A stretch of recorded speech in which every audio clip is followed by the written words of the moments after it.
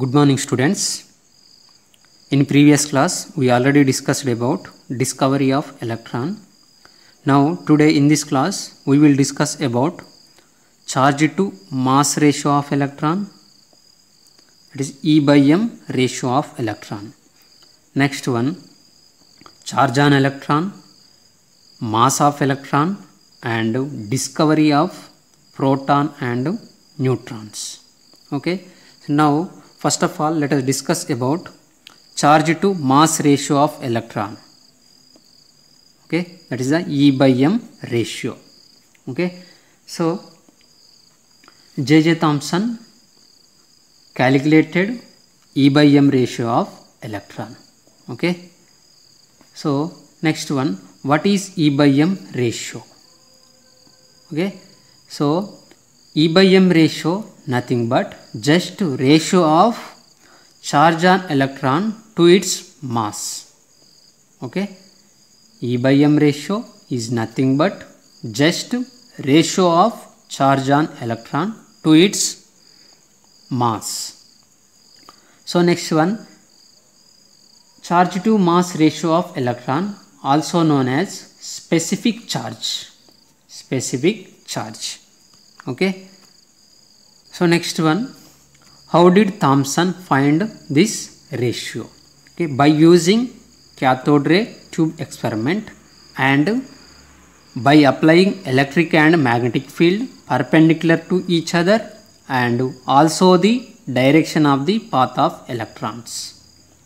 Okay, so next one, let us discuss how he found the charge to mass ratio of electron. Okay, so this is a cathode ray experiment. This is cathode, this is anode. These two electrodes connected to battery. So this is a simple setup of cathode ray experiment. Okay, you know very well, electrons will starts coming from cathode side to anode side. Okay, this is a simple cathode ray experiment setup. Okay, now he made a hole in the anode so that the cathode rays can pass through this. Okay, so next one, he kept zinc sulfide screen here. This is acting as fluorescent screen. Okay, so now, so next one, when you don't have any electric field and magnetic field, cathode rays travel in straight line and definitely when you don't have any electric field and magnetic field, these cathode rays travel in straight line and definitely hit this point, definitely hit at this point. Okay, let me call this point B. Okay, so in presence of electric field and magnetic field, what will happen?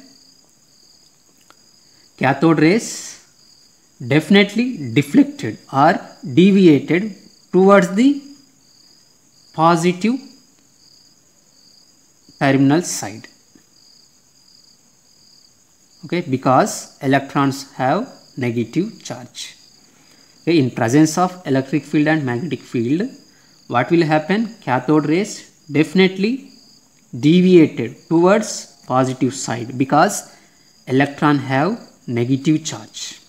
Okay, so now I will keep some electric plate. What will happen? That means now I apply electric field. Okay, like this. Okay, this is one electric plate. This is a positive terminal of electric field. This is the negative terminal of electric field. Okay, in presence of electric field, these cathode rays definitely deviate or deflected towards positive terminal side like this and hit at this point.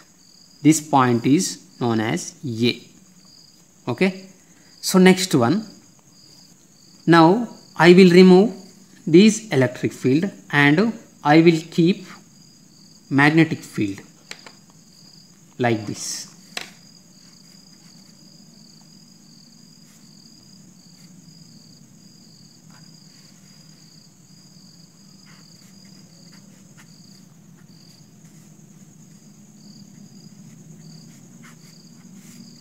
Now I will remove this electric field and I will keep magnetic field.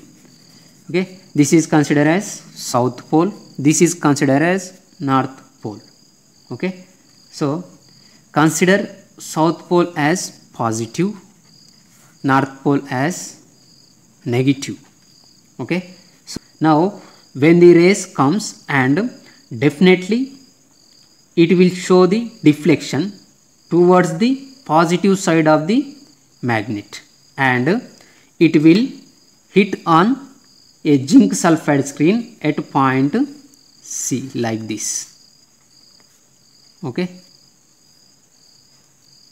so here in the absence of electric field, cathode rays travel in straight line and hit at point B on zinc sulfide screen. And second one, in presence of electric field, these cathode rays hit at point A on zinc sulfide screen. And third one, in presence of magnetic field, cathode rays hit at point C on zinc sulfide screen. Okay. Now I will introduce both electric field and magnetic field. What will happen? The rays not deflected anywhere. The rays definitely will travel straight line. It will go straight and it will hit point at B. Okay. When only electric field is there, it will deviate, and when only magnetic field is there deflection you have observed. Okay. So when both electric field and magnetic field are there in opposite direction, then definitely the rays will not deviate or deflection, and it will go straight and hit at point B on zinc sulfide screen. When both electric and magnetic field are there in opposite direction, then definitely the cathode rays will not deviate or deflect, and it will go straight and hit at point B on zinc sulfide screen. So next one, by carrying out this experiment for several strengths, when we apply same strength of electric field and magnetic field, the electrons hit at point B. And by carrying out this experiment for several strengths of electric field and magnetic field, and by measuring the amount of deflection of electrons, Thomson found the E/M ratio, that is 1.758820 into 10 to the power of 11 coulomb per kg. Okay. J.J. Thomson observed E/M value of electron is 1.758820 into 10 to the power of 11 coulomb per kg. So here E means charge on electron in coulombs. Charge on electron in coulombs. Me means mass of electron in kg. Mass of electron in kg. Okay. This is the E/M ratio of electron. Okay. Thomson found this value. Okay. So next one, in this experiment, J.J. Thomson observed following points. First one is, let us discuss experiment results. Experiment result. Okay. First one is, he observed cathode rays deviate from their path of flow when applied electric or magnetic field. First point, cathode rays deviate from their path of flow when applied electric field or magnetic field. Okay. So next one, the amount of deflection or deviation. The amount of deviation of cathode depends on, first one is magnitude of the negative charge on particle.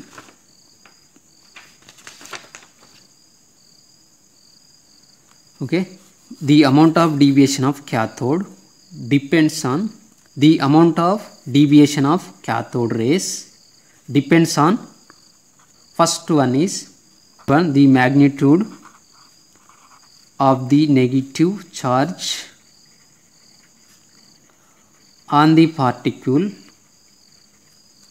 Okay, first, the amount of deviation of cathode rays depends on the magnitude of the negative charge on the particle. That means the amount of deviation or deflection was greater when magnitude of charge was greater. Okay, when rays was carry more negative charge, then he observed more deflection.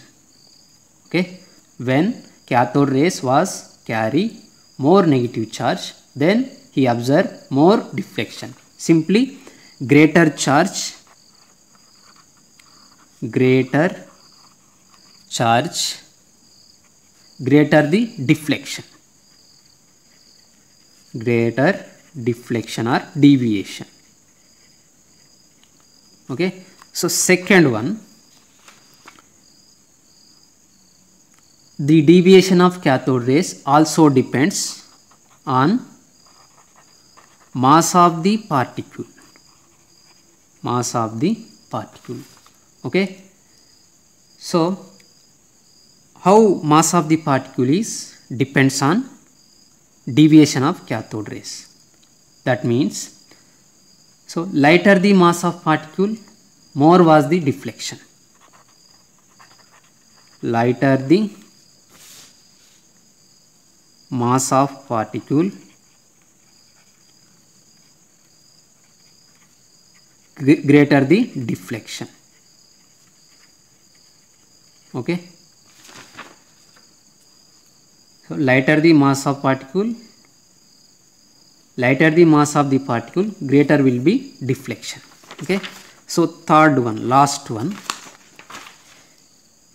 the amount of deviation of cathode rays also depends on strength of the electric or magnetic field. Strength of the electric field or magnetic field. Okay, so that means greater the strength of electric field and magnetic field, greater was the deflection.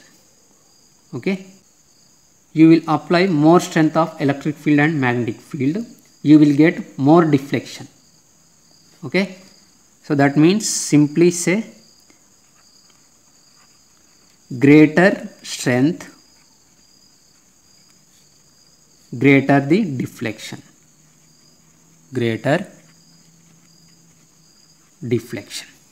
Okay, the amount of deviation of cathode rays depends on the magnitude of the negative charge on the particle, mass of the particle and strength of the electric field or magnetic field. Okay, so greater the charge, greater the deflection, lighter the mass of the particle, greater the deflection, greater strength of electric field and magnetic field, greater the deflection. So next one, charge on the electron. So charge on the electron was proposed by R.A. Mulliken by using oil drop experiment. R.A. Mulliken calculated charge on the electron by using oil drop experiment. R.A. Mulliken.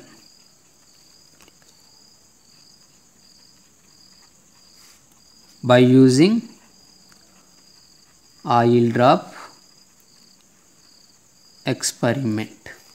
Okay, so he found that the charge on the electron to be minus 1.6 into 10 to the power of minus 19 coulomb, or minus 1.60 or minus 1.6022 into 10 to the power of minus 19 coulomb. Okay, so this is the charge on the electron. Next one, mass of electron. Mass of electron. Mass of electron equal to electric charge by E by M ratio of electron. Here E means electric charge,